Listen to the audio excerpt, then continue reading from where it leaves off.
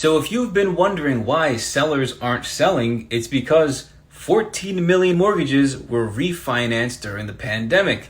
So if you got a 2.5% interest rate, I don't want to sell and get a 6.5% rate for a property that's probably going to be smaller. It just doesn't make sense.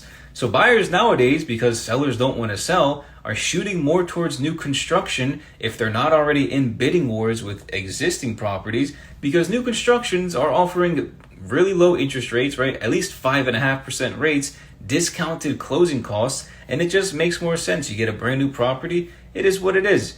But what's going to be the catalyst that actually makes sellers start to sell? And I think it's going to end up being a situation where they're forced to sell, right? Because a recession is coming. A lot of economists are saying, and if a recession does come and it's bad enough, a lot of people are going to lose their jobs and then they're going to be forced to sell, unfortunately. So what do you guys think about this?